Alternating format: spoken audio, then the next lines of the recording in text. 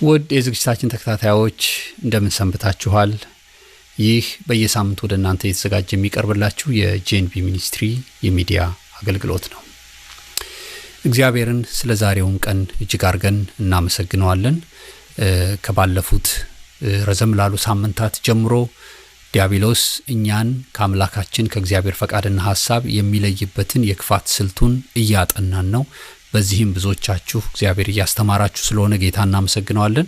ዛሬም ደግሞ ባለፈው ሳምንት ካቆምንበት ቀጣዩን ትምህርት ይዘንላችሁ መተናል። አስቀድመን ሁሉ ጊዜ እንደምናደርገው በዝማሬ አገልግሎታችንን መጀመር እንወዳለን። አሁን ወደ ዝማሬው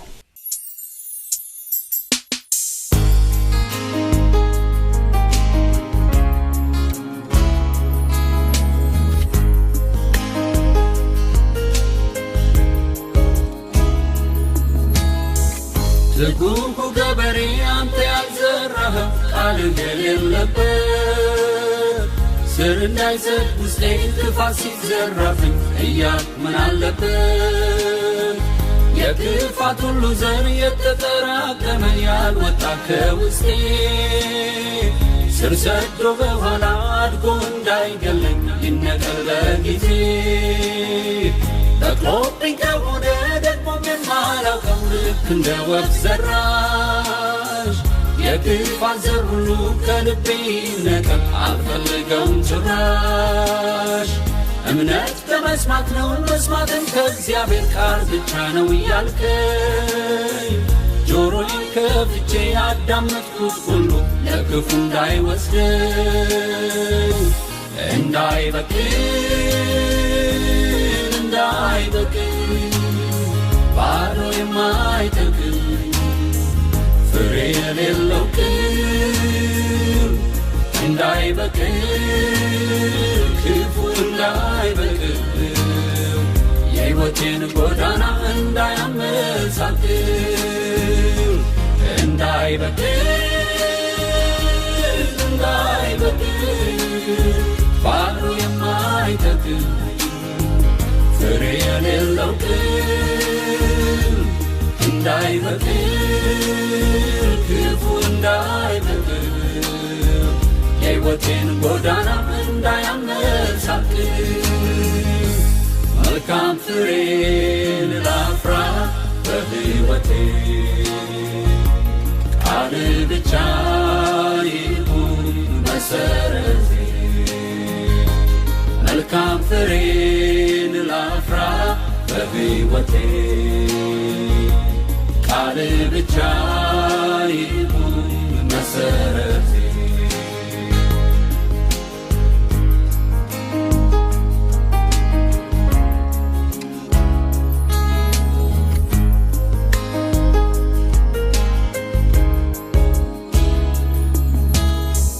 ዘሪው ዘሩ ዘራው በተነው በምድር ላይ እንዲያፈራ ብሎ ካጨደው በኋላ ጎተራ ሊከተው ለዘሩ ተማምኖ ግን መንገድ ዳር ወጥቶ የተበተነው ዘር እግር ረጋገጠው ፍሬ ሳይሰጥ ቀረ ዘሩም ተበላሸ ክፉ ስለዋጠው ሌላው ዘር በጭንጫ ላይ ስለወደቀ ስር ስላልያዘለት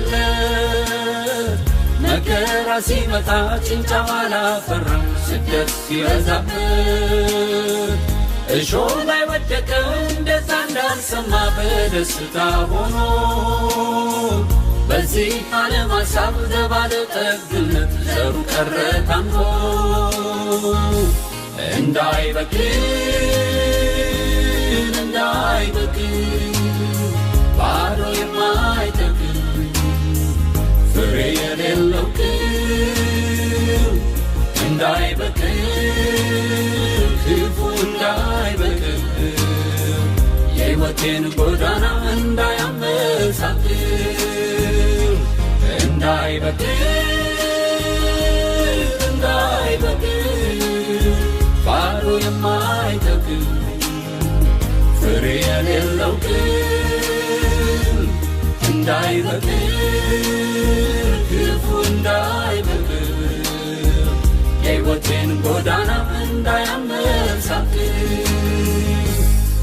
መልካም ፍሬን ላፍራ በሕይወቴ ቃል ብቻ ይሁን መሰረቴ መልካም ፍሬን ላፍራ በሕይወቴ ቃል ብቻ ይሁን መሰረቴ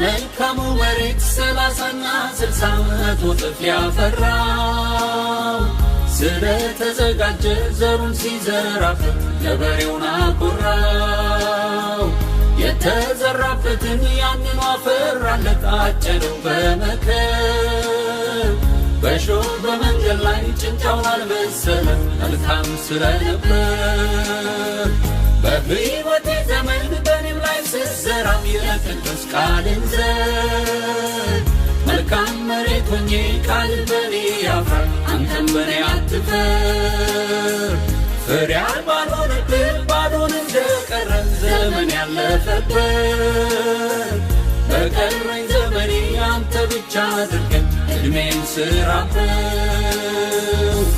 እንዳይበቅል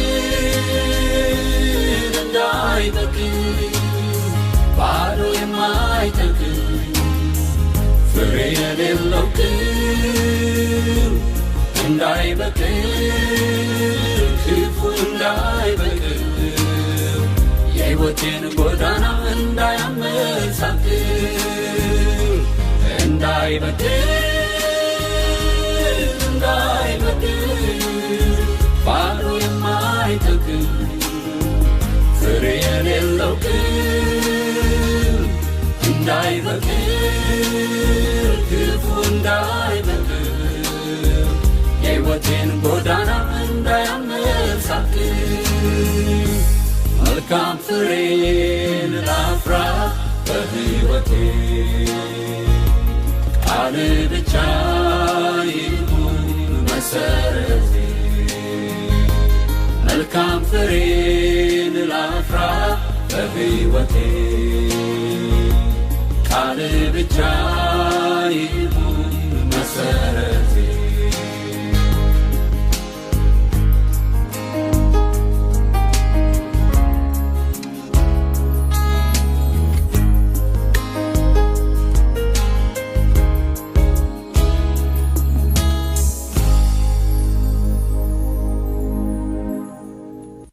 ስለነበረን የዝማሬ ጊዜ ጌታን እጅግ አድርገን እናመሰግነዋለን። ዛሬም እግዚአብሔር በቃሉ ውስጥ በመንፈሱ አማካኝነት እንደሚናገረንና እንደሚባርከን እናምናለን። ዛሬም ደግሞ ባለፈው ሳምንት ካቆምንበት ቀጣዩን ትምህርት ይዘንላችሁ መጥተናል። አሁን ወደዚያ ፕሮግራም እንጋብዛችኋለን።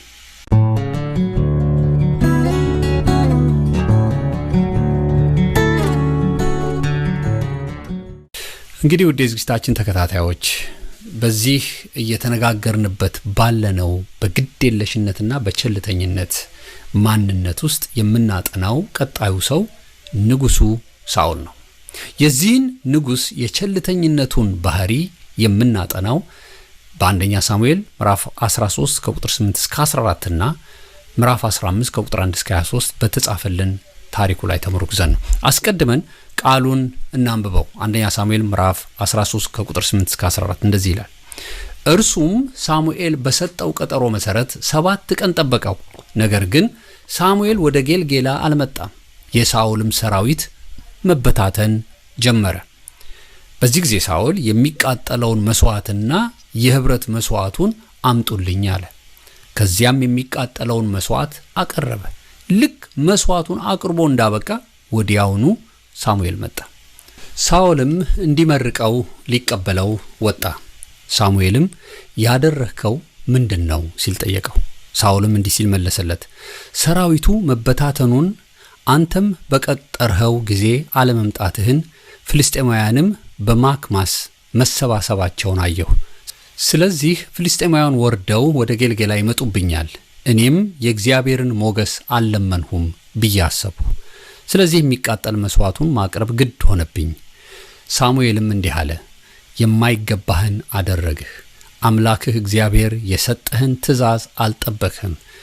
ጠብቀኸው ቢሆን ኖሮ መንግስትህን በእስራኤል ላይ ለዘላለም ባጸናልህ ነበር። አሁን ግን መንግስትህ አይጸናም። እነሆ እግዚአብሔር እንደ ልቡ የሚሆንለትን ሰው አግኝቷል። አንተ የእግዚአብሔርን ትእዛዝ ባለመጠበቅህም እርሱን የሕዝቡ መሪ አድርጎ መርጦታል እያለ ታሪኩ ይቀጥላል። አሁን ሲነበብ በሰማነው ታሪክ ውስጥ የንጉሱ ሳኦል ቸልተኝነትና ግዴለሽነት ምንድን ነው? የመጀመሪያው ነገር ንጉሱ ሳኦል ያልተፈቀደለትን መስዋዕት የማቅረቡን ተግባር በግዴለሽነት እንዲያቀርብ ያደረገው ትዕግስት ማጣቱ ነው። ለ7 ቀናት ሳሙኤልን ጠበቀው። ነገር ግን ህዝቡ መበታተን ሲጀምርበት ህዝቡ ከሚበተን እኔው መሰዊያውን ባቀርብ ምን ችግር አለው ብሎ በማናለብኝነት ስርዓቱን ፈጸመው።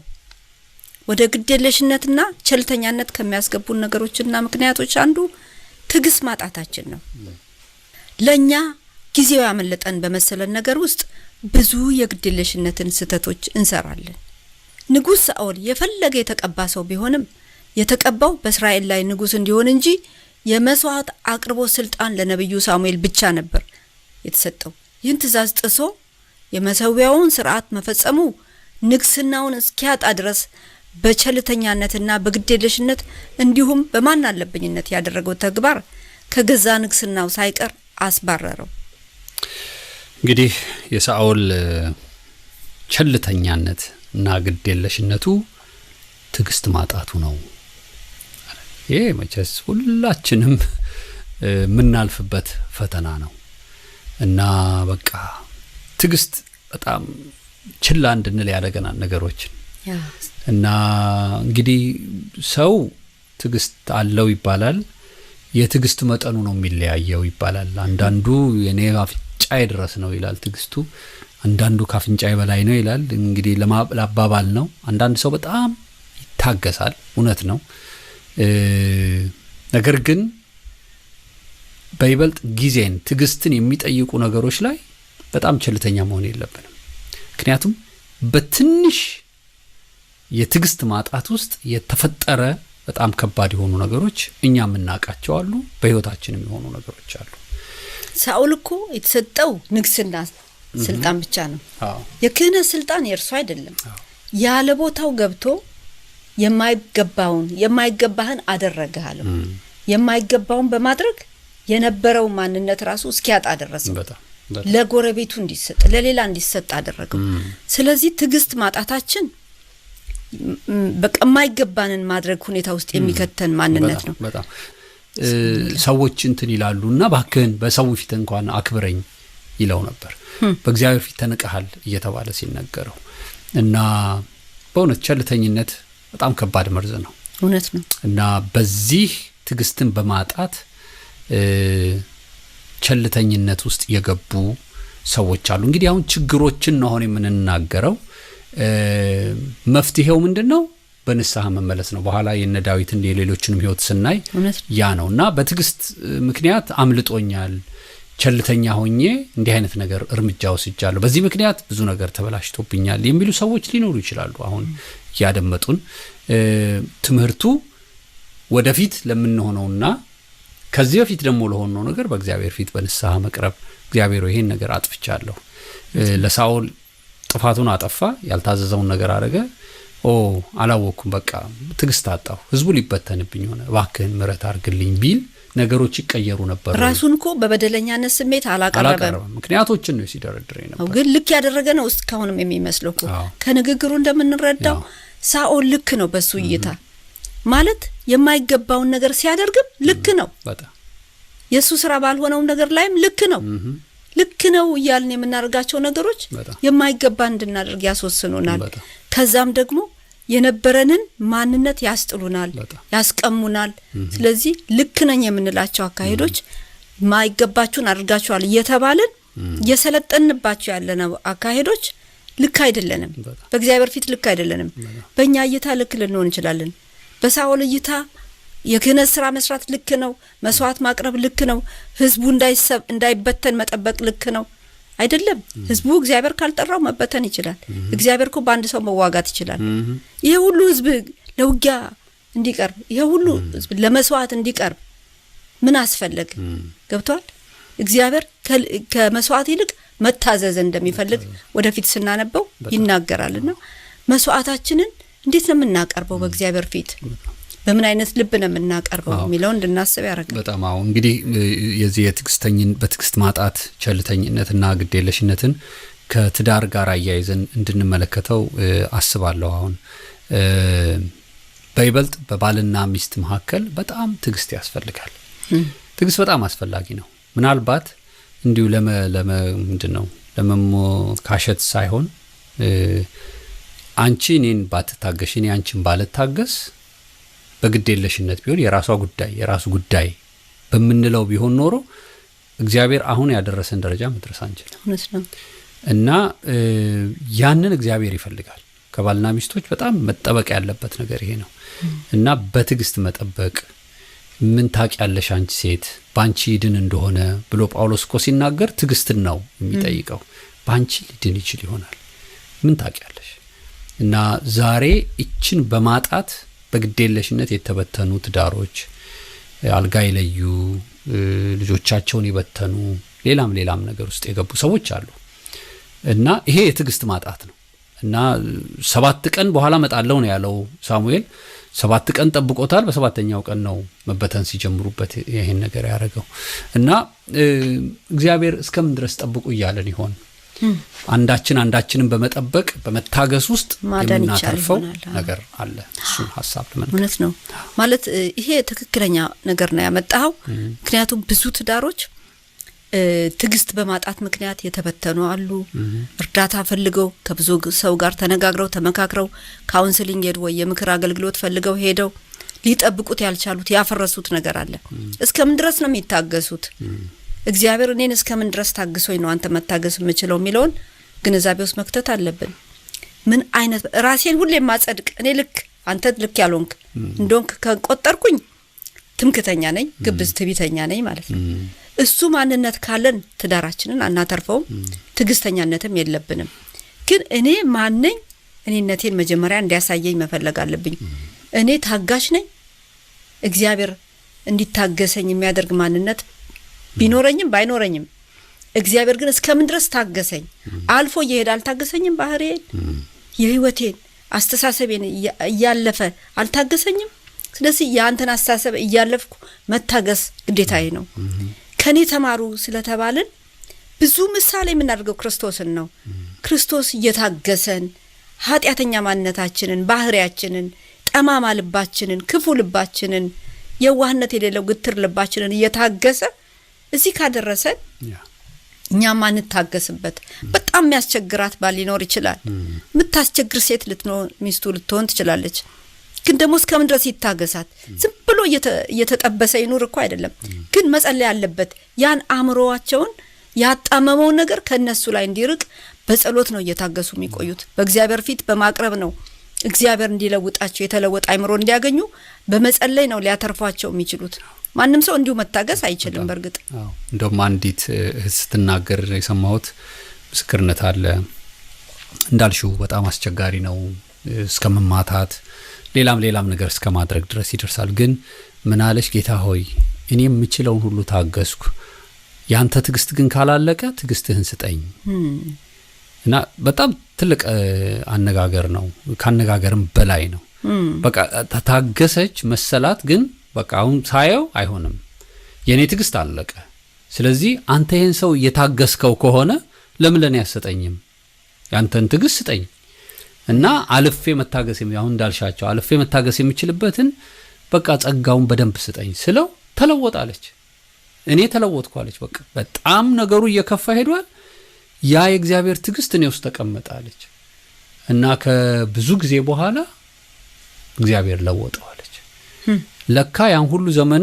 እግዚአብሔር ባንቺ ውስጥ ሆኜ ታገሳለሁ ብሎ ትግስቱን በርሷ ውስጥ አርገለ አንዳንዴ እንደዚህ የሚጸልዩ ሰዎች አሁን እንዳልሽው ነው በቃ ታክሻለሁ ምናምን ሳይሆን የእግዚአብሔርን ትግስት ነው እየታገስን ያለ ነው እና የኢየሱስ እኮ ትግስት ሲመታም ተመቷል ሲሰደብም ተሰድቧል ሲያንገላቱት ሲጫወቱበት አይኑን እየጨፈኑ ማን ነው የመታትን ቢተናገር ሲሉት የኢየሱስ ትግስት ሄዷል እስከ መስቀል ድረስ እና ትግስትን ስናስብ ኢየሱስን ነው ማሰብ ያለብን።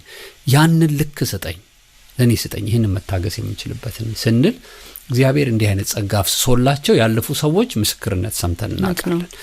እና አንዳንድ ሰዎች ባለመታገሳችሁ ነው የፈታችሁት ወይም እንዲህ ያረጋችሁት ትዳራችሁን የበተናችሁት እያልናቸውም አይደለም። ግን ትግስታችሁ የማትግስት ነበረ? ምክንያቱም የሰው ትግስት አይችልም፣ ያልቃል፣ በጣም ያልቃል። መታገስ ያቅተናል፣ አቅምም እናጣለን። በጣም ጥሩ ሰዎች ነን የምንል እንኳን ትግስታችን ትንሽ ነው። እንግዲህ በዛ ላይ ደግሞ ክፋትና ተንኮል፣ ዱላና ስድብ ሌላም ተጨምሮበት አስቢው።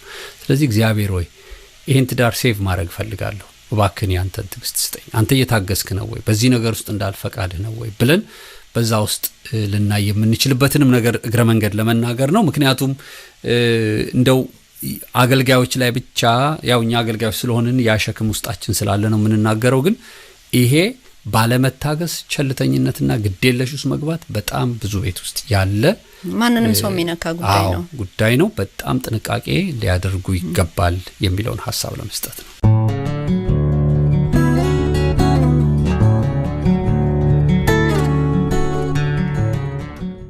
እስካሁን በቸልተኝነትና በግዴለሽነት ማንነታቸው ካየናቸው ሰዎች ሁሉ አሁን ህይወቱን የምንመለከተው ሰው በብዙ ነገር ፈጽሞ ቸልተኛና ግዴለሽ ያልሆነ ሰው ነበር። ነገር ግን አንድ ቀን ይህ ግዴለሽና ቸልተኝነት በእርሱም ላይ ተገለጠ። ለዚህ ነው መጽሐፍ ቅዱስ በአንደኛ ቆሮንቶስ ምዕራፍ 10 ቁጥር 12 ላይ እንደቆመ የሚመስለው እንዳይወድቅ ይጠንቀቅ የሚለን። ስለዚህ ቀጣዩ የምንመለከተው ሰው ንጉሱ ዳዊት ነው። መቼስ ዳዊት ነገሮችን ሁሉ አስተውሎ የሚያደርግ ሰው መሆኑ የተመሰከረለት እንደሆነ እናንተም ከቃሉ ላይ አንብባችሁ ይሆናል። በአንደኛ ሳሙኤል ምዕራፍ 18 ቁጥር 14 ላይ ዳዊትም በአካሄዱ ሁሉ አስተውሎ ያደርግ ነበር፣ እግዚአብሔርም ከእርሱ ጋር ነበረ ተብሏል። አያችሁ፣ እንደዚህ በአካሄዱ ሁሉ ግዴለሽነትና ቸልተኝነት የሌለበት ንጉሱ ዳዊት አንድ ቀን ሳተ። ታሪኩን በሁለተኛ ሳሙኤል ምዕራፍ 11 ሙሉውን ስናነብ የምናገኘው ስለሆነ እናንተ በግላችሁ ታሪኩን የፈለገ ብታውቁት እንኳን ደግማችሁ ከቸልተኝነትና ከግዴለሽነት እይታ ሆናችሁ አንብቡት። የንጉሱን ዳዊት ቸልተኝነትና ግዴለሽነት ማንነቱን በድንገት የምናነበው የሁለተኛ ሳሙኤል ምዕራፍ 11 ታሪክ ላይ በመጀመሪያ የምናገኘው የቸልተኝነቱ መንስኤው መገኘት ባለበት ስፍራ ሳይገኝ መቅረቱ ነው። ይህ መገኘት ባለበት ስፍራ ሳይገኝ መቅረቱ የምንላችሁ የእስራኤል ነገስታት ከቤተ መንግስታቸው ወጥተው በጦር ሜዳ የሚያሳልፉበት ወቅት አላቸው። ንጉሱ ዳዊት ከልጅነቱ ጦረኛ ነውና ይህንን ወቅት በሚገባ ያውቀዋል። ይህ ቸልተኝነት ምን አመጣው? ያውም ወታደሩ ብቻ ሳይሆን የእግዚአብሔር ታቦት ሳይቀር በሜዳ የሚያድርበት ወቅት ነው። ንጉሱ ዳዊት ምን አገኘው? ለምን ለዚህ ጉዳይ ግዴለሽ ሆነ? አያችሁ፣ አስተዋላችሁ? አንዳንዴ ከወቅቱ ጋር በማይሄድ ሁኔታ ውስጥ ስንሆን ለግዴለሽነትና ለቸልተኝነት እንጋለጣለን። ንጉሱ ዳዊት ከቤርሳቤህ ጋር በመተኛት ከፈጸመው ግዴለሽነትና ቸልተኝነት የዝሙት ኃጢያቱ በተጨማሪ የቤርሳቤህን ባል ከጦር ሜዳ ድረስ አስመጥቶ በቤተ መንግስቱ ራት ጋብዞ አብልቶ አጠጥቶ አስክሮ የቤርሳቤህ ባል ወደ ቤቱ ገብቶ ከሚስቱ ጋር እንዲተኛ ለማድረግ የሄደበት ርቀትና የቤርሳቤህ ባል ኦሪዮን ግን ወደ ቤቱ ሳይገባ ውጪ እንዳደረ ንጉሱ ዳዊት ሲሰማ ለምን ወደ ሚስቱ ገብቶ እንዳልተኛ ሲጠይቀው የእግዚአብሔር ታቦትና የእስራኤል ኃያላን ሜዳ ላይ ያደሩ እንዴት እኔ ሞቅ አልጋ ውስጥ ገብቼ ተኛለሁ ብሎ ለእግዚአብሔር ታቦትና ለእስራኤል ወታደሮች ያለውን ታማኝነቱን ከማሳየቱ በላይ ንጉሱ ዳዊት ግን ያሰበው ዘዴ አልሳካ ሲለው ኦሪዮን የሚሞትበትን ደብዳቤ በገዛ እጁ አስይዞ ወደ አለቃው ጋር በመላክ ጦርነቱ ሲካሄድ ከፊት እንዲሰለፍና ጠላት ሲመጣ ሸሽተው እንዲያመልጡና ኦሪዮን ለጠላቶቹ ታልፎ እንዲሰጥና እንዲገደል በማስደረግ ሕይወቱ እንዲያልፍ አስደረገው። ከዛም ይብቻ ሳይበቃው የሟች ወታደር ሚስት ናት እኔ አገባታለሁ ብሎ ቤርሳቤህ ሚስት አድርጎ በመውሰድ ደግ ነገር እንዳደረገ በእስራኤል ዘንድ እንዲታወቅ አድርጎ ኃጢያቱን እንደማይከፈት አድርጎ ዘጋው። ይህን ሁሉ በዝርዝር የምንነግራችሁ በእግዚአብሔር ይቅር የተባለውን የዳዊትን ኃጢያት ዳግመኛ እያነሳንባችሁ ሳይሆን አንዴ በስህተት ወደ ግዴለሽነትና ቸልተኛነት ውስጥ ከገባን ምን ያህል ርቀት እንደሚያስኬደን እንድታስተውሉት ነው።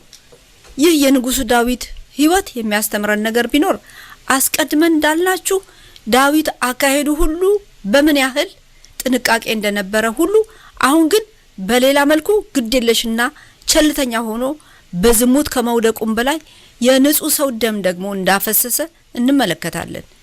ለምን ንጉሱ ዳዊት የእግዚአብሔርን ቤተ መቅደሱን መገንባት እንደተከለከለ ታውቃላችሁ? አሁን በሁለተኛ ዜና ምዕራፍ 28 ከቁጥር 2 እስከ 3 ላይ ከዚያም ንጉሱ ዳዊት በእግሩ ቆሞ እንዲህ አላቸው ይላል። ወንድሞቼና ወገኖቼ ሆይ ስሙኝ። ለእግዚአብሔር ለቃል ኪዳኑ ታቦት ማደሪያና ለአምላካችን እግር ማረፊያ የሚሆን ቤት ለመስራት አስቤ እቅድ አውጥቼ ነበር።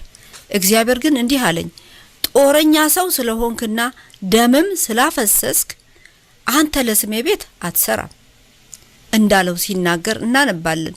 ይህንን የቸልተኝነትና የግዴለሽነትን ሐሳብ መነጋገር ከጀመርን በተደጋጋሚ ቸልተኝነትና ግዴለሽነት በብዙ ዓመት፣ ወራት፣ ሰዓትና ደቂቃዎች ብቻ የሚፈጸም ጉዳይ ሳይሆን በጥቂት ሰከንድ የቸልተኝነትና የግዴለሽነት ስህተት የሚመጣ ውጤት ነው የምንላችሁ ለዚሁ ነው።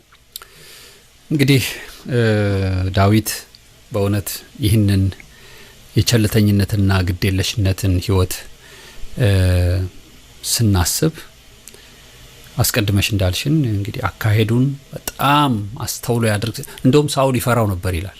አስተዋይ ስለነበር አንዳንዴ አደጋ ውስጥ ሊጥለው እንዲህ ነገር አድርግ ብሎ ሚሽን ይሰጠዋል። ሄዶ በጥንቃቄ አድርጎ ይመጣል እና እንደውም ይፈራው ጀመር ይላል። አስተውሎ ነው የሚያደርገው። ግዴለሽ አልነበር። በጣም ጥንቁቅ ነው ዳዊት። ለሚያደርጋቸው ነገሮች ሁሉ ጥንቁቅ ነው። ለዚህ ነው ሳኦል በፍጹም ዳዊትን በዘመኑ ሁሉ ቢያንስ ወደ 13 ዓመት ሲያባረረው ሲያሳድደው አይገኝለትም። እንደውም ሳኦል ነበር የሚያዘው ለዳዊት እንጂ ዳዊት ለሳኦል አይያዝም ነበር። ግን ይህ ሰው በአንድ ወቅት ግዴለሽ ሆነ። ባልተጠነቀቀው መልኩ በጣም የሚያስተምረን እና የኛን ሕይወት ያየንበት የሌሎችንም ወንድሞች እናቶቻችንን ሕይወት ያየንበት የምናይበት በጣም ጥንቁቅ እኮ ነው ከሌ በጣም እኮ ጎበዝ ነው የሚባሉ ሰዎችም ይሄን መልእክት መስማት አለብን ሁላችን። እንግዲህ በዳዊት እንዲህ የከፋ የኃጢአት ጥልቀትን ትገምቻለሽ? በፍጹም መገመት ያስቸግራል። አስተውሎ የሚያደርግ ሰው የተባለለት ጠንቃቃ የተባለለት ሰው እግዚአብሔርን የሚፈራ ሰው እንደ ልቤ የተባለ ሰው እንዴት በድንገት እንደዚህ አይነት ህይወት ውስጥ ገባ? እንዴት ሰው ለማስገደድ ሁሉ እስኪያስብ የሰው ሚስት ተመኘ? አትመኝ የሚለውን ህግ ሳያውቅ ቀርቷል። የባልንጀራ ሚስት አትመኝ የሚል ህጉን ያውቃል። ቃልህ ጥጋቤ ነው የሚል ሰው ነው። በጣም ብዙ ለእግዚአብሔር ቅርብ የሆነ ማንነት የነበረው ሰው በድንገት ይሄ የዲያብሎስ የክፋት ስልት እንዴት ቸልተኛ እንዲሆን አይምሮ ውስጥ ይሄን ሐሳብ እንደከተተበት በድንገት ህዝቡ ለጦርነት ተዘጋጅቶ ውጪ ሲያደር እሱ ግን እንዲንፈላሰስ አደረገው። የተመቻቸ ማንነት ውስጥ እንዲኖር አስገደደው። ድንገት የሚመጡልን ነገሮች ወዴት ነው የሚወስዱን? የእግዚአብሔር ህዝብ የት አለ? እኛ የት አለን? አንዳንድ ጊዜ ሌሎች ሰዎች የእግዚአብሔር ፕሮግራም ላይ እየተሳተፉ እያሉ እኛ ስንመቻች፣ እኛ የደላ ቦታ ላይ ተንደላቀቀ ቦታ ላይ ስንቀመጥ ሳናውቀው ቸልተኝነት ውስጥ እየገባን ይሆን ወይ? ቸልተኝነት ያለን ነገር የሚያስጠል ለወደፊት መዘዝ የሚያመጣ እውቀት ነው። ተጽዕኖም ነው። የዲያብሎስ ስልትም ነው። ምናልባት ከዳዊት ህይወት የምንማረው ብዙ ነገር ስላለ ቸል ያልነው ነገር ካለ በህይወታችን የሱ ነው። እንጠንቀቅ። በጣም የሚገርምሽ ከቸልተኝነትና ግዴለሽነቱ በላይ የሚገርመኝ ያንን የሚገልጥልኝ ለማለት ነው። በቃ ነገሮች ሁሉ ተከደኑ። ኦሪዮን በምን እንደሞተ አይታወቅም። የጦር አዛዥና ዳዊት ብቻ ናቸው የሚያውቁት። የጦር አዛዡም ይሄን ነገር በተግባር እንዲሆን ያደረገው ምናልባት ዳዊት አስጠርቶታል ይሄን ሰውዬ ቤተ መንግስት ድረስ የሆነ ጥፋት አግኝቶበት ነው እንዲሞት ፈልጎ ነው ተብሎ በቃ ተሸፋፈነ። በቃ መኖር ጀመሩ። መጣ ነብዩ መጣና ይሄን ሰው ለመመለስ በጣም ከባድ ነው። ዳዊት አሁን በቃ ሌላ አይነት የማናቀው ዳዊት ሆኗል እና በከተማ አንድ ነገር እየሆነ ነው አለውና በምሳሌ ነገረው። አንድ ሰው አንዲት በግ ናት ያለችው፣ አብራው ተኛለች፣ አብራው ትበላለች፣ አብራው ትወጣለች፣ ትገባል። በጣም ነው የሚወዳት። ጎረቤቱ ግን ብዙ በጎች አሉት። እንግዳ መጣበት። እንግዳ ሲመጣበት አንጣ በግህን አርጂ ዛሬ እንግዳ ይላ ብላለው። ያለችኝ አንድ በግ ናት እንዴት ነው አንጣ ብሎ በጉልበት ወሰደና አርዶ በላበት አለው። በኔ መንግስት እንዲህ አይነት ነገር ሆነ፣ ይሄ ሰው ዛሬውኑ መሞት አለበት አለው። እግዚአብሔር ይርዳን በራሳችን ላይ እንዲህ አይነት ነገር እንዳናወራ ሲለው በዚህ ጊዜ አየሽ የእግዚአብሔር ቃል መጣ። ያ ሰው አንተ ነህ እና የኦሪዮንን አንድ ያለችው ሚስቱን ወስደህ ገለኸዋል አለው። እንግዲህ ቀደም የሳኦልን ህይወት አንስተናል። እዚህ ላይ ነው አሁን በጣም ብዙ ሰዎች እንዲሰሙን የምፈልገው። ይሄንን ስለ ግዴለሽነትና ስለ ቸልተኝነት ስንናገር ብዙ ሰዎች በመወቀስ ደግሞ ሰይጣን እንዳይጫወትባቸው ስለምፈራ ነው። እኔ አንዴ በቃ ያው እንዲህ አርጋለሁ ብለው እንዳይቀመጡ ነው። ዳዊት ያ ሰው አንተ ነህ ሲባል ምንድነው ያደረገው? በድያለሁ እግዚአብሔርን ወዲያውኑ አክሊሉን ጣለ፣ ከዙፋኑ ወደቀ፣ ልብሱን ቀደደ፣ እኔ ነኝ አለ። አዎ እስማማለሁ ጌታ ሆይ እኔ በድያለሁ አለ። እንግዲህ ከዛ በኋላ እኮ እግዚአብሔር ምን ብሎታል? አንተ በስውር አርገዋል፣ እኔ በአደባባይ አረጋዋለሁ፣ ሰይፍ ከቤት አይጠፋም፣ ብዙ ነገሮች ተብሏል። እኔ በቃ በምህረት በወድቅሻ የፈለገ ነገር ይሁን ከዚህ በኋላ አለ። በቃ ራሱን ደግሞ ከፈተ። አይሽ እግዚአብሔር የሚፈልገው እንዲህ አይነት ማንነት እና የዳዊት ዙፋን ተወሰደ አልተወሰደም? ዳዊት እስከ ዛሬ ድረስ ዙፋኑ የጸና እንደሆነ ራእይ መጽሐፍ ድረስ የምናገኘው ሰው ሆኖ እናገኘዋለን። ይሄ ወደ እግዚአብሔር ምህረት የመጠጋትና የመጠገን እድል ለኛም አለን። ልክ ነው። እና ይሄ ሰው ግን በእውነት ያደረገው የሄደበት ርቀት በዛው አልቀረም። ተመለሰ። ወዲያው በድያለሁ አለ። አዎ እኔ ነኝ አለ። እና ምልሽ ያ ሰው አንተ ነህ ሲለውም እኮ ለነብዩም ራሱ የሚያሰጋ ነው። ልክ ነው። ንጉስ ስለሆነ የፈለገውን ያደርግ ነበር። ግን ዳዊት በይቅርታ በኑዛዜ ተመለሰ። ካስታወሽ ከዛ በኋላ የገዛ ልጁ አቢሴሎም የዳዊት ሚስቶች ዙፋኑን ሲወስድበት ተነስቶ ሄደ። ሰዎች ሲሰድቡት ተዋቸው፣ እግዚአብሔር ምናልባት ይሄንን አይቶ ይቅር ይለኝ ይሆናል የሚል ሰው ሆነ። በጣም ልቡ ተሰበረ።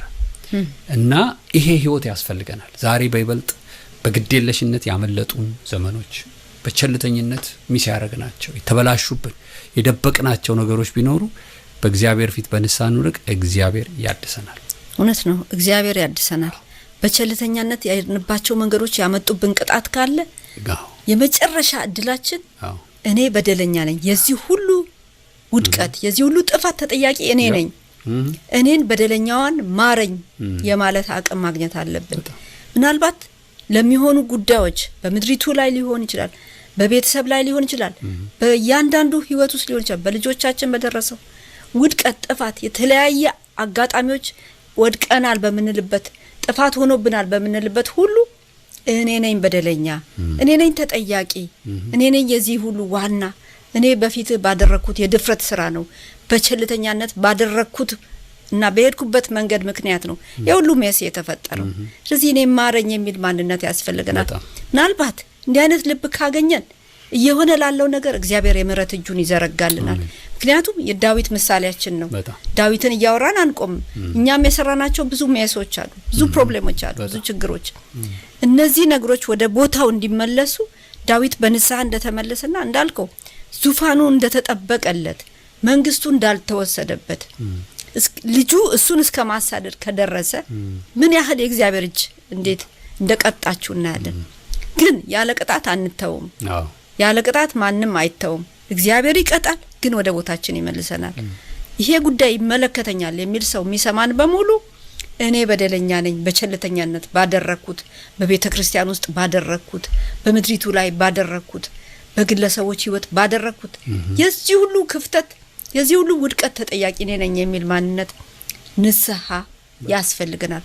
ወደ ንስሐ ካላመጣ ነው ቸልተኛነትን እኔ አይደለም ራሳቸው ናቸው በራሳቸው መንገድ ነው ይሄ የሆነው እያለን ምን ቀጥል ከሆነ ምናልባት ጥፋቱ የበዛ ይሆናልና ይሄ ነገር የሚሰሙንም ሊነቁበት ያስፈልጋል። አዎ እንግዲህ የዝግጅታችን ተከታታዮች አሁን በዚህ በዳዊት ህይወት ውስጥ እንደምንመለከተው ለወደፊት ላለን ህይወት ዳዊትን ወደ ቸልተኝነትና ወደ ግዴለሽነት የወሰደው መሆን ባለበት ወቅትና ጊዜ ላይ ባለመሆኑ ነው።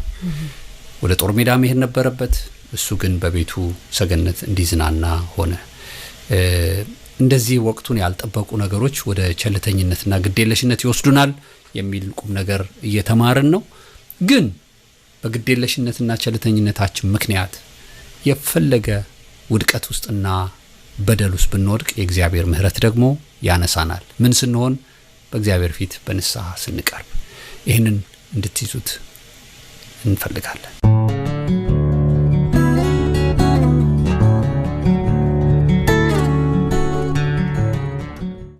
ቸልተኝነትና ግዴለሽነትን በሚመለከት እስካሁን ያየናቸውና ለትምህርታችን የተጻፉልንን የብሉይ ኪዳን ሰዎችን ነው።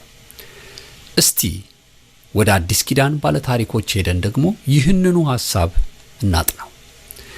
ቸልተኝነትን ወይም ግዴለሽነትን በህይወታችን ከሚያመጡ ነገሮች አንዱ ከልክ ያለፈ በራስ መተማመን ነው።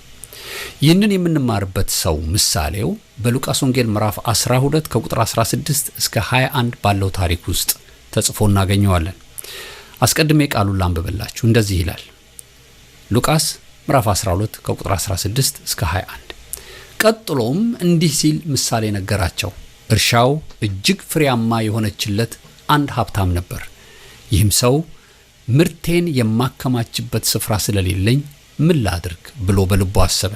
እንዲህም አለ፣ እንደዚህ አድርጋለሁ፣ ያሉኝን ጎተራዎች አፈርስና ሌሎች ሰፋ ያሉ ጎተራዎች እሰራለሁ። በዚያም ምርቴንና ንብረቴንም ሁሉ አከማቻለሁ። ነፍሴ ሆይ ለብዙ ዘመን የሚበቃሽ ሀብት አከማችቼልሻለሁ። እንግዲህ እረፊ፣ ቢ ጠጪ፣ ደስም ይበልሽ እላታለሁ። እግዚአብሔር ግን አንተ ሞኝ፣ ነፍስህን በዚች ሌሊት ከአንተ ሊወስዱ ይፈልጓታል። እንግዲህ ለራስህ ያከማቸኸው ለማን ይሆናል አለው። ስለዚህ ለራሱ ሀብት የሚያከማች ዳሩ ግን በእግዚአብሔር ዘንድ ሀብታም ያልሆነ ሰው መጨረሻው ይህ ነው ይላል። የዚህ ሰው ታሪክ ከአንድ 5 እና 6 ሳምንት በፊት በነበረን ውይይታችን ላይ አንስተነው ነበር። ዛሬም የዚህን ሰው ህይወት ከቸልተኝነትና ከግዴለሽነት ማንነት ተነስተን ጥቂት እንነጋገርበታለን።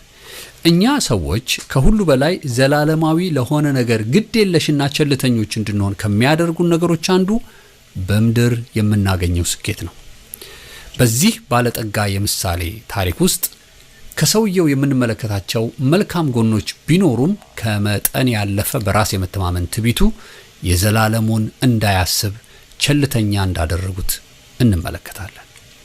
በእርግጥ ይህ ሰው እርሻው እጅግ ፍሬያማ ሆኖለታል። ነገር ግን በየትኛውም ንግግር ውስጥ እርሻውን ፍሬያማ ያደረገለትን አምላክ ሲያመሰግን አናነብም። በዚህ ዘመን የምንኖር ሰዎችም ልክ እንዲሁ በምድር ያገኘነውን ስኬቶቻችንን ምስጋናውንና ክብሩን ለእግዚአብሔር ከመስጠት ይልቅ በእውቀታችን በልፋታችን እንዳገኘን ብቻ ስናወራ እንደመጣለን። ይህ ሰው በእርሻው ውጤታማ የመሆኑ ጉዳይ ጎተራውን አፍርሶ ሌሎች ሰፋፊ ጎተራዎችን ለመስራት አብቅቶታል። ይህም በጣም ጥሩ ሐሳብ ነው። የሚያከማቸው ብዙ እንደሆነ ስላወቀ ደግሞ ለምን ያህል ጊዜ እንደሚበቃውም ሳይቀር መገመት አላቃተውም። ከዛም ለነፍሱ አንድ መልእክት አስተላለፈላት። ነፍሴ ሆይ ለብዙ ዘመን የሚበቃሽ ሀብት አከማችቼልሻለሁ። እንግዲህ ረፊ፣ ቢ ጠጪም፣ ደስ ይበልሽ አላት። በዚህ ስኬታማ በሆነው ባለጠጋ ሰው ላይ የምናገኘው አንድና አንድ ብቸኛ ችግሩ ለወደፊት ህይወቱና ዘመኑ የአምላኩ ምህረት እንደሚያስፈልገው አልታየውም። ለብዙ ዘመን የሚሆን ሀብትን ማከማቸቱን እንጂ ለብዙ ዘመን የሚያኖር የእግዚአብሔር ምህረት እንደሚያስፈልገው አላስተዋለውም። ካሰበው ጊዜ ቀድሞ ሪታየር አደረገ። ከዚህ በኋላ ያለው አንድና አንድ የሆነው ብቸኛ ዓላማው መብላት፣ መጠጣት፣ ማረፍና መደሰት ብቻ ናቸው። የእርሻውን ፍሬ አከማችቶ የጨረሰ ጊዜ፣ ጎተራውን አፍርሶ ያስፋፋው ጊዜ፣ እህሉንና ምርቶቹን ሁሉ አጭዶና ጎተራ ከቶ በጨረሰ ጊዜ ልክ ለማረፍ፣ ለመደሰት፣ ለመብላትና ለመጠጣት የተዘጋጀበት ጊዜ ላይ በዚያች ሌሊት ነፍሱን ከዚህ ሰው የሚወስዱ ገዳዮች እንደሚመጡበት ተነገረው። ታዲያ ያ ሁሉ የእርሻ ፍሬ፣ ያ ሁሉ የተከማቸ ሀብት ለማን ይሆናል? ዛሬም ይህ አይነቱ እብሪትና ከልክ ያለፈ ትምክህት ስለ ዘላለሙ ቸልተኞችና ግዴለሾች እንድንሆን ስለሚያደርጉን ሁሌ ነዋሪዎች፣ ሁሌ የማንሞት፣ ሁሌ በዚህ ምድር ላይ ዘላለማውያን የሆንን ይመስለናል። ለመሆኑ በዚህ ዘመን መሸሻና ማምለጫ የሚሆን የትኛው የዓለማችን ክፍል ነው? ሰላም ያለበት የተረጋጋ አገር የሚባለውስ አገር የቱ ነው? የሰው ልጅ እኮ ምድር ስላልተመቸው ማርስ ላይ ለመኖር በማርስ ፕላኔት ላይ ነው የተለያዩ ጥረቶችን እያደረገ ያለው። ከልክ ያለፈ ትምክህትና ማን አለብኝነት ውስጣችንን ሲሞላው ፈጽሞ ስለ ዘላለሙ ሕይወት ጉዳይ ማሰብ እናቆማለን። የትኛውም ያለን ነገር ከእጃችን እንደማይወጣ ይሰማናል። ጉረኝነትና ከሁሉ በላይ የመሆን ስሜት ይቆጣጠረናል። በዚህ ጊዜ ከስራችን ላሉ ሰዎች ደንታም አይኖረንም። ድሆችን አናስብም። ቤተሰቦቻችንን ሳይቀር መርሳት እንጀምራለን። ቸልተኞች፣ ግዴለሾች እንሆናለን። በዚህ ሀብታም ሰው ታሪክና ምሳሌ የምንማረው ይህንኑ ነው። እንግዲህ በዚህ ሰው ታሪክ ውስጥ ባለፈው ተመልክተናል። ይሄ ከልክ ያለፈ ትምክህት ግዴለሽ እንድንሆን ያደርገናል። በኋላም የምንመለከታቸው አሉ። ይሄ በአሰሪና በሰራተኛ መካከል ስላሉ ጉዳዮች እናነሳለን። ግን የመጀመሪያው ነገር ስለ ራሳቸው የዘላለም ሕይወት አያስቡም። ሁሉ ነገር በገንዘብ መፍትሄ እንዳለው ያስባሉ እና ቢታመሙ ታክመው እንደሚድኑ፣ ቢያጡ እንደሚያገኙ፣ በቃ ለሚጠፋ ለሚያልቅ ነገር ምንም አይመስላቸው። በቅርብ ጊዜ በዚህ በምንኖርበት በአሜሪካን ሀገር አንዲት ከተማ በሰደድ እሳት በጣም ብዙ ንብረቶቿ፣ ብዙ ሰዎች ቤቶቻቸው ሲቃጠሉ እናይ ነበር። እነዚህ ሰዎች ቶሎ እሳቱ በቁጥጥር ስር ውሎ ቶሎ ቤታችንን መስራት ነው የምንፈልገው ነው ሲሉ የተሰሙት። ያን ያህል ትምክህታቸው በደንብ ጢም ብሎ የሞላ ነው እና ስለ ነገው እና ስለ ዘላለሙ ሕይወታቸው አልተጨነቁም። እንደዚህ ይኮናል፣ ቸልተኞች ይኮናል። እና የቸልተኝነትና ግዴለሽነት አንዱ በዚህ ምድር ስፔሻሊ ከመጣን በኋላ በጣም ሰው ስለ ሌላ ነገር አያስብም። ስለ ውሻው ሊያስብ ይችላል፣ ስለ ድመቱ ጥፍር መርዘም ሊያስብ ይችላል። በቃ እንደዚህ በጣም እንትኖች ናቸው። በፊት የነበርንበት ከተማ ውስጥ አንዲት ሴት ስትሞት ለድመቷ ነው ንብረቷን ሀብቷን ሁሉ ያወረሰቻት እና ያቺ ድመት ወጪዋ ከ20 እና ከ25 $፣ በላይ ላይሆን ይችላል። ግን የተቀበለችው ንብረት በጣም ብዙ። ሰዎች እንደዚህ ናቸው። እና ይሄ ትምክህት፣ ይሄ በሁሉ በምድር ላይ ባለ ነገር ስኬታማ ስንሆን አንዱ ቸልተኛ ግዴለሾች እንሆናለን። ድሆችን ማሰብ፣ የተጎዱትን ማሰብ እንተዋለን። ይሄ እንግዲህ ትልልቅ ስኬት ውስጥ የገቡትን ነው። ትንሽ ስኬትም ደግሞ ታሰክራለች።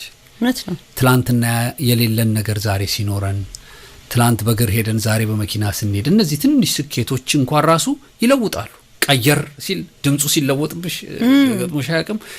ሰላምታ አሰጣጡ ቀየር ሲልብሽ እና ቀየር ሲል ይሄ እንዲች መቀየር ነገር በጣም ጤነኛ አይደለች። ይሄ ሰውዬ ምን አለው?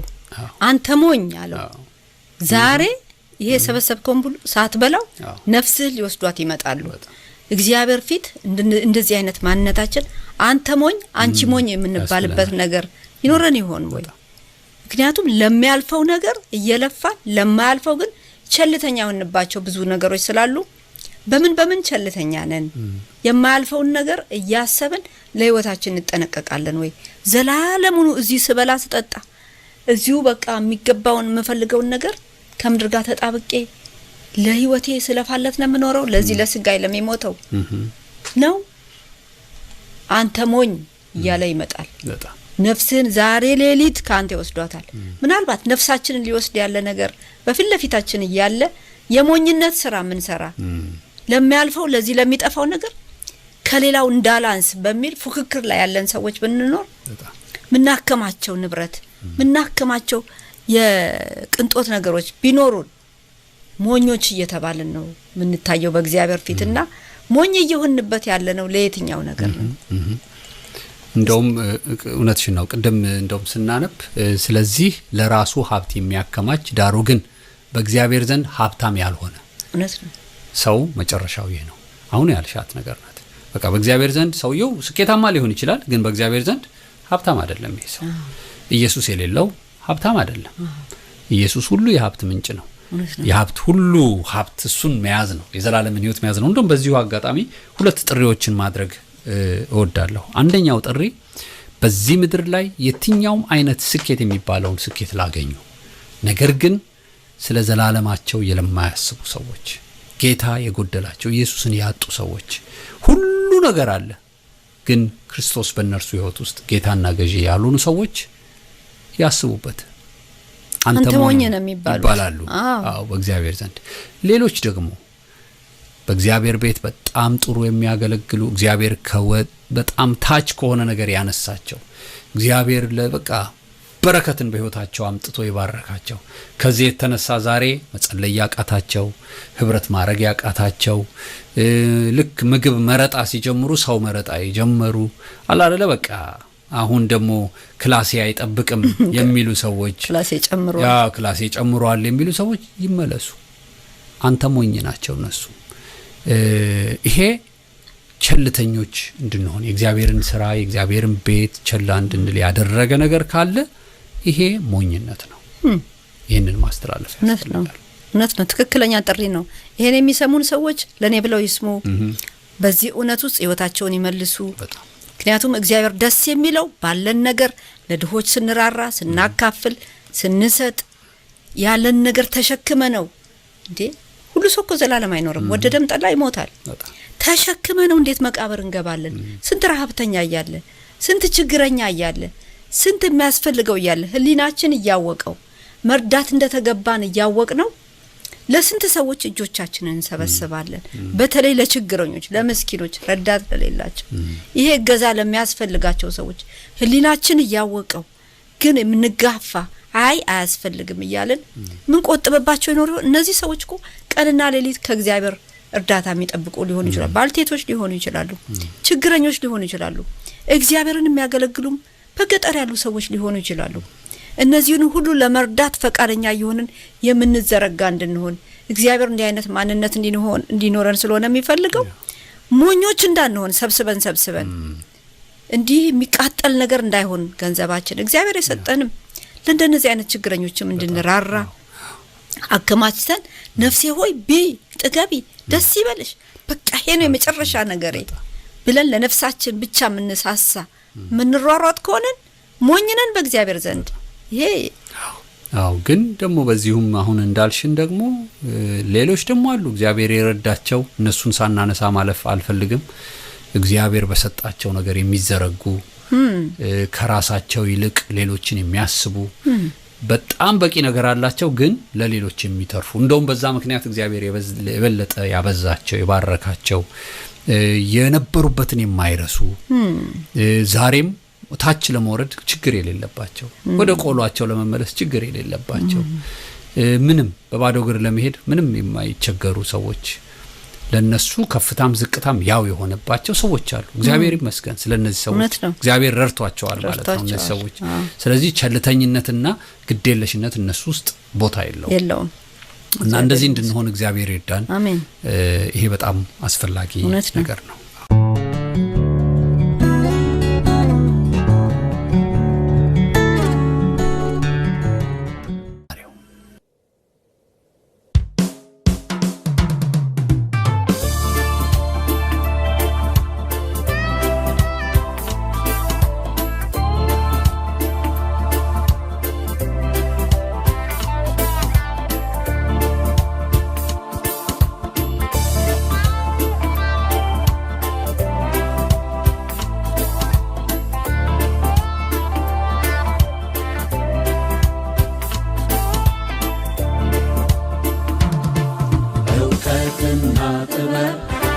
በዚህ ዓለም በስቷል ቀድሞ የነበረው ነገር ተሻሽሏል ዛሬም የዚህን ዓለም ጥበብና እውቀት ምንም ብታከማች ብትራቀቅበት ግን ያዋቂው ጌታ ኢየሱስ ከሌለ እውቀት ግን እንደያዝ የሲኦል ጥራት ነው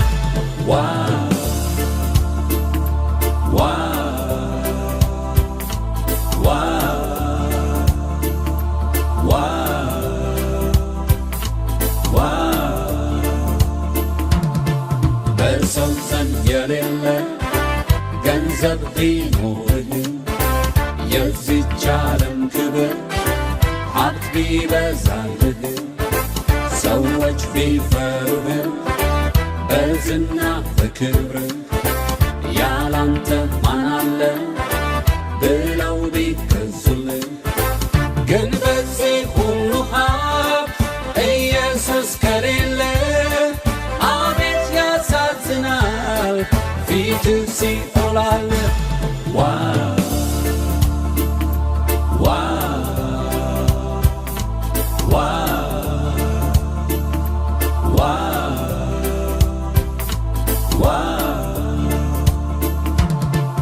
እንዳንተ ያለ ሰው በዚህ ዓለም የለም ጤና እንኳን ቢታወቅ መታከም አይከብድም ተርበህ አታውቅም ተጠምተህ አታውቅም ከቶ አልተራቆትክም ቤት አልተቸገርክም ግን ትልቁ ነገር ኢየሱስ ጎድሎሃል ሲኦል አልጠገበም አፉን ከፍቶብሃል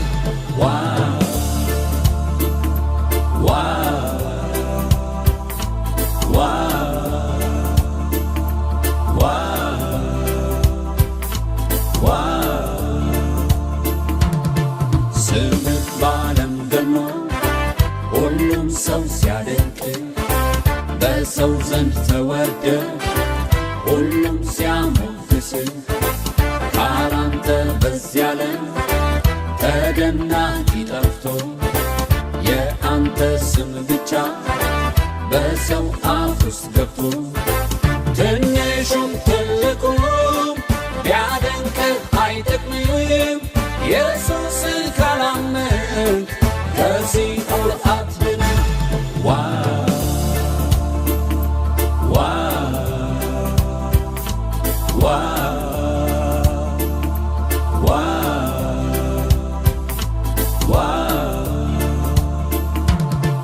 ነገን ዛሬን እያልክ በእድሜ ስትቀልድ ለነፍስህ ማረፊያ ሳትሻ ሳትፈልግ ከሞትኩኝ በኋላ ስላለው ሕይወቴ ምን ያስጨንቀኛል ላስደስታት ነፍሴ እያልክ ዘመንህን የምትቀልድበት ለዘላለም ጥፋት እንዳለ ወቅ መሞት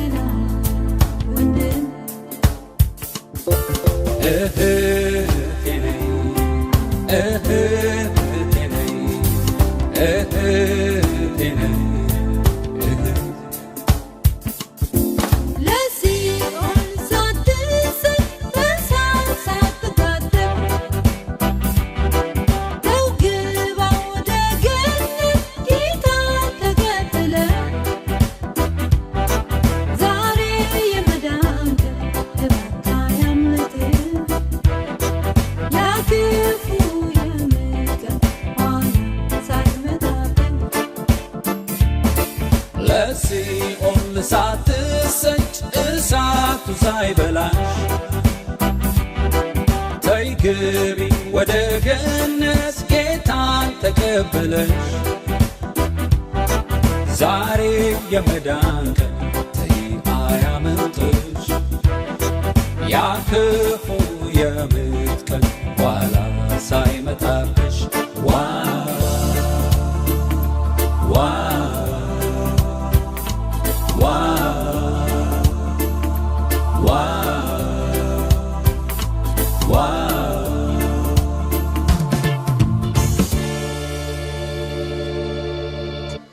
ውድ የዝግጅታችን ተከታታዮች ይህ የጀመርንላችሁ ሐሳብ ሰፊና ረጋ ብለን ልናጠናው የሚገባን በመሆኑ ዛሬ እዚህ ላይ ካቆምንበት የሚቀጥለው ሳምንት እንደ ጌታ ፈቃድ እንቀጥላለን።